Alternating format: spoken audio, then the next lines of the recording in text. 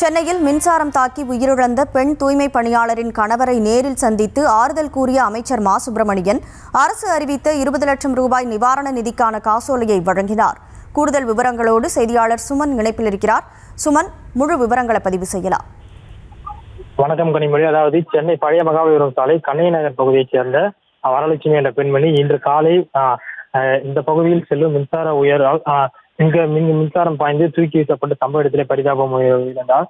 தொடர்ந்து அவரது உடலை கைப்பற்றி கண்ணகி நகர் போலீசார் உடற்கூறு ஆய்வுக்காக ராயப்பேட்டை அரசு மருத்துவமனைக்கு அனுப்பி வைத்தனர். தொடர்ந்து அந்த வரலட்சுமி என்ற பெண்மணி சம்பாதித்த சம்பளத்தில் மட்டுமே அவரது குடும்பம் தொடர்ந்து செயல்பட்டு வந்தது. அதாவது அவருக்கு 2 குழந்தைகள், ஒரு குழந்தை 9ஆம் வகுப்பும் ஒரு பெண்மணி, அதாவது ஒரு பெண் குழந்தை 9ஆம் வகுப்பும் மற்றொரு ஆண் குழந்தை 3ஆம் வகுப்பு படித்து வருகிறார். அவரது கணவர் கடந்த 4 வருடங்களாக உடல்நலக் குறைவால் வேலைக்கு செல்லாமல் வீட்டிலே இருந்துள்ளார். தொடர்ந்து அவரது குடும்பம் வரலட்சுமி என்ற பெண்மணி உயிரிழந்த சம்பவத்தால் அந்த குடும்பம் நிற்கதியாக நின்றது. தொடர்ந்து இது தகவல் அறிந்த தமிழக அரசு சார்பில் மருத்துவ மற்றும் மக்கள் நல்வாழ்வுத்துறை அமைச்சர் மா சுப்பிரமணியன், அதாவது பாதிக்கப்பட்ட அந்த வரலட்சுமி குடும்பத்தை நேரில் சந்தித்து அவரது கணவர் மற்றும் குழந்தைகளிடம் ஆறுதல் தெரிவித்து தமிழக அரசு சார்பில் அறிவித்த ரூபாய் 20 லட்சம் நிவாரண நிதியை வழங்கினார். அந்த காட்சியை தான் நாம் பார்த்துக் கொண்டிருக்கிறோம். தொடர்ந்து அந்த குடும்பத்தாரிடம் உங்களுக்கு அனைத்து விதமான உதவிகளை செய்து தருவதாகவும், உங்கள் கணவர், அதாவது உயிரிழந்த வரலட்சுமியின் கணவர் ரவிக்கு அதாவது தனியார் ஒப்பந்ததாரின் அடிப்படையில் ஒரு கம்பெனியில் ஒரு வேலை பார்த்து வைப்பதாகவும், தொடர்ந்து அந்த 2 குழந்தைகளின் படிப்பு செலவை முழுக்க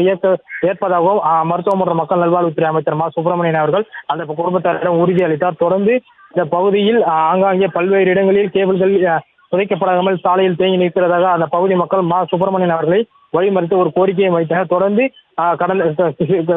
வருகிற 3 நாட்களுக்கு பின்னர் அனைத்து அதிகாரிகளும் இந்த பகுதியில் முகாமிட்டு ஒரு முகாமேறி நடத்தி இந்த பகுதியில் உள்ள அனைத்து பிரச்சனைகளையும் சரி செய்து தருவதாக மருத்துவ மற்றும் மக்கள் நல்வாழ்வுத்துறை அமைச்சர் மா சுப்பிரமணியன் அவர்களை உறுதியளித்து சென்றார்.